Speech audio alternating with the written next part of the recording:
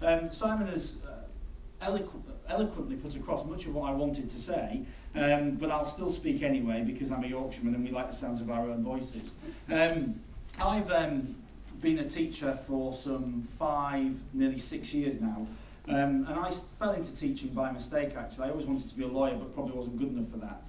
So I started teaching actually unqualified and then qualified whilst teaching, got my PGCE, and I just found that I quite enjoyed it because the schools I taught at were very difficult schools, inner city schools. In fact, one of these schools I did my training at has I think it was the 13th or 14th most deprived catchment in the country.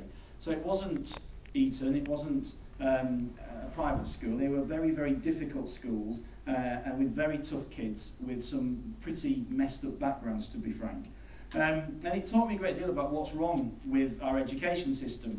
And you hear, there's a lot of talk about whether we have a broken society or not, and I think Simon would agree we probably do have a broken society. And I can't talk at any great length about the rest of society because I'm not necessarily involved in every aspect of it, but I can certainly say in terms of education, our education system is 100% broken in certain parts of the country.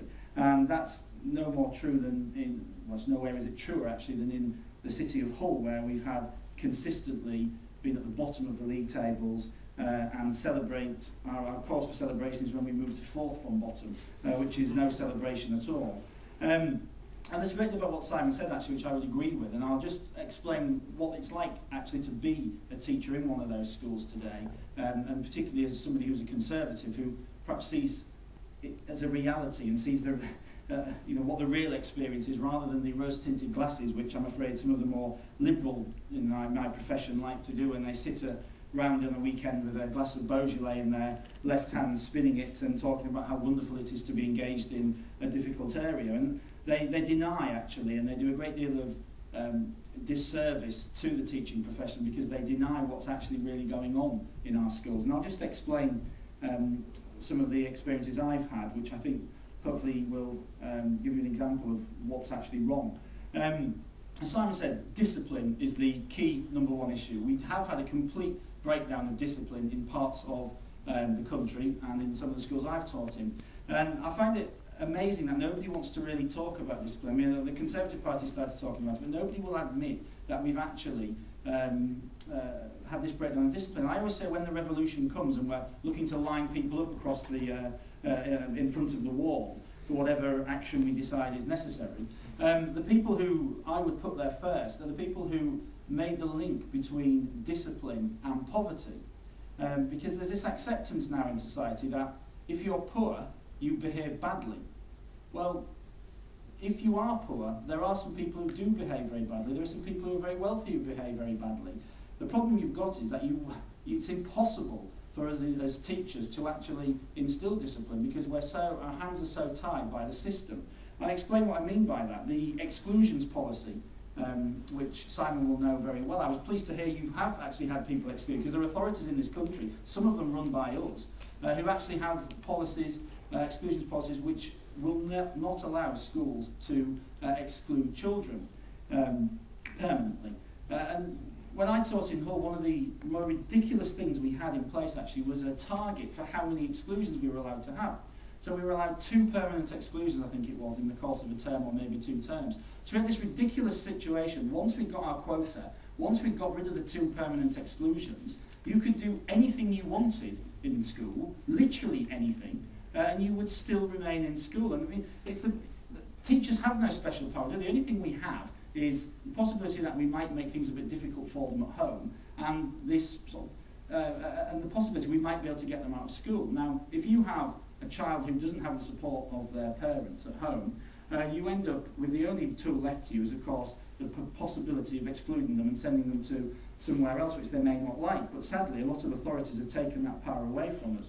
So discipline in schools is certainly broken, and it affects children in more deprived areas worse, because obviously that's where the challenges are. And if you are a bright child in a very tough inner city comprehensive, I'm afraid that the system we have at the moment does nothing for you. So long as you get your 5 A to C's, 5 above C, there is no incentive for me as a school teacher, there's no incentive for the school to try and push that child to go on to go to college, to perhaps get 10 GCSEs at grade C, and perhaps try and get 10 at grade A, perhaps go on to college and to go on to university. There's no incentive for you to do that at the moment because of the liberal mentality, which is all about targeting a particular core group, which are the borderline CD kids, just so you go up in the school league tables. And I'm afraid that that's probably something we are guilty of ourselves because we brought in those league tables. So the entire focus on schools now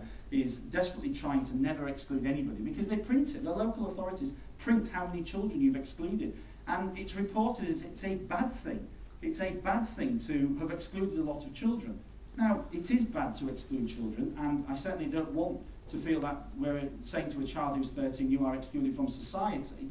We don't need to exclude them from society, but we do have to, on occasions, exclude them from that school and send them to an institution or to an organisation such as SAMS, which is better able to cope with them. Because if we don't, all we end up with is you have one child who sadly spoils the education of perhaps 20 or 25 others.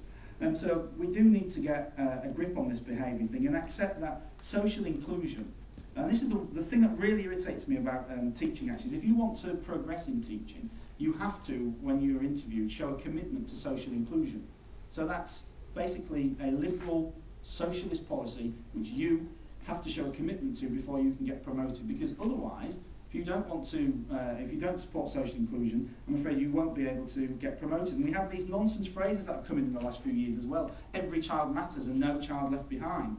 They mean nothing, but they're trotted out as some sort of mantra, because I don't recall a huge number of people before Every Child Matters saying, well, actually, not every child matters and we should leave some of them behind. That never happened. But we've got these odd liberal phrases which people trot out, and what they interpret that to mean, every child matters, is that thou shalt never ever discipline a child, and thou shalt never ever exclude a child from school. And clearly that's a nonsense. And once you have lost that power in schools, you have lost power over a huge number of children in this country who are then free to do whatever they want in school. So we do need to tackle that.